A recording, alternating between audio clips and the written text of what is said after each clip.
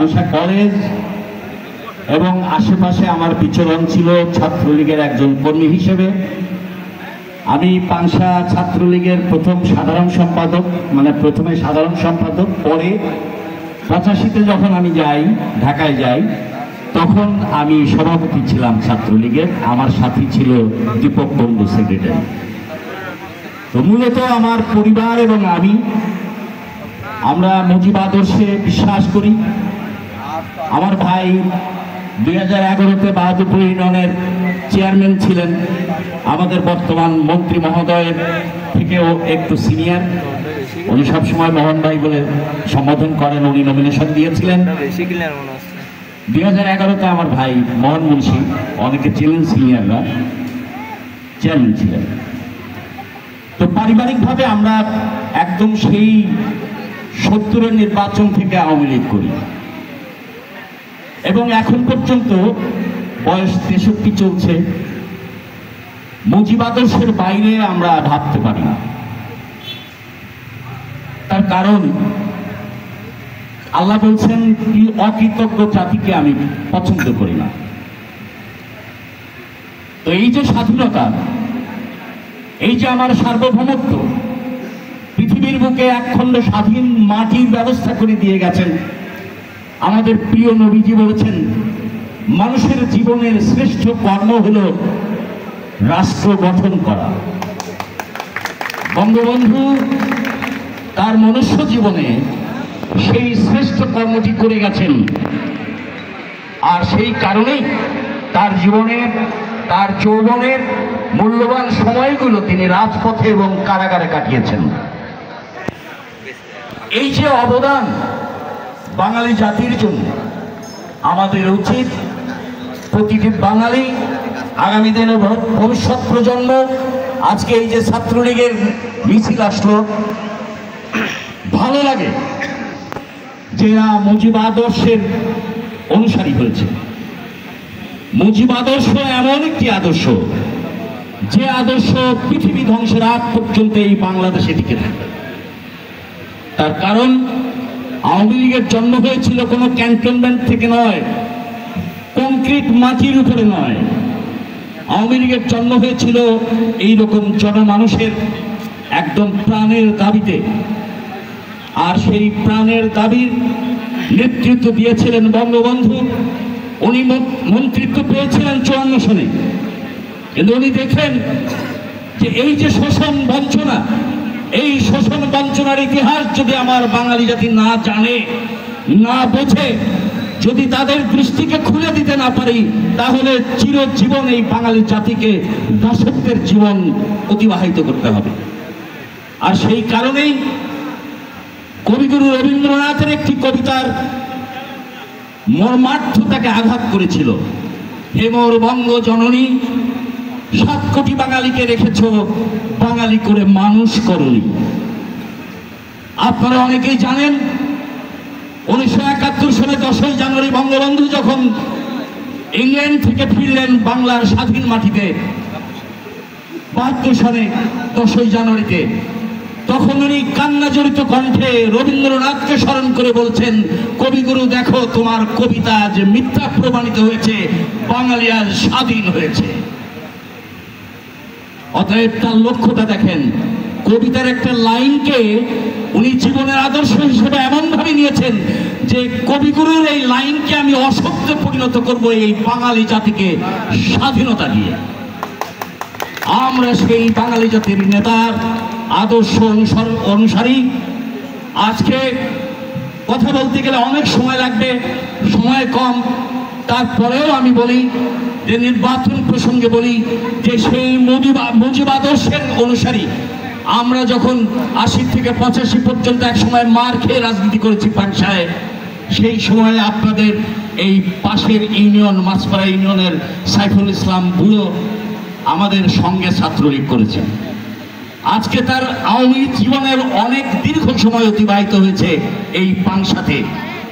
অতএব আপনারা বুঝতেই পারছেন, আওয়ামী পরিবার, তার ভাই ছিলেন 73 এমপি আওয়ামী লীগের। অতএব সেই উত্তরাধিকার সূত্রে, এবং এই যে আওয়ামী লীগ ধরে আছেন, অত্যাচারিত হয়েছেন, কেস সহ্য করেছেন, কিন্তু আদর্শ থেকে একটুও নড়েন নাই। অতএব এমন নীতিবান লোককে আজকে আমাদের মাননীয় মন্ত্রী মহোদয়, আমাদের এই পাংশা রাজবাড়ির যে অবিসংবাদিত আওয়ামী নেতা, মুক্তিযোদ্ধা, আমাদের সবার প্রিয় জনাব জিল্লুল হাকিম পছন্দ করেছেন। আপনারা যখনই পাংশার কমিটি তাকে নমিনেশন দিয়েছেন তখন তিনি মেনে নিয়েছেন এবং দেখেছেন যে আমার স্নেহের একজনকেই তারা মনোনীত করেছে। উনি খুশি হয়েছেন, উনি অনেক ব্যস্ত থাকবেন আগামী 5 বছর। সেই কারণেই তার পছন্দের ব্যক্তিকে আপনাদেরকে নির্বাচিত করলে আপনাদের দাবি দেওয়া চাওয়া সব কিছু পূরণ হবে ইনশাল্লাহ। আগামী দিনের আপনাদের দ্বারা নির্বাচিত হওয়া এই পুরো চেয়ারম্যান আপনাদের আকাঙ্ক্ষার কথা, সমস্যার কথা উনি শুনতে পারবেন, আর আমাদের নয়নের মণি আমাদের মন্ত্রী মহোদয়ের কাছ থেকে উনি সেটা সমাধান নিয়ে ফিরবেন। আর যদি অন্যথা চিন্তা করেন তাহলে আমি সেদিনে বলেছি মালঞ্চিতে, ছাগলের 3 বাচ্চা যেমন উলান পায় না, শুধু কোথায়।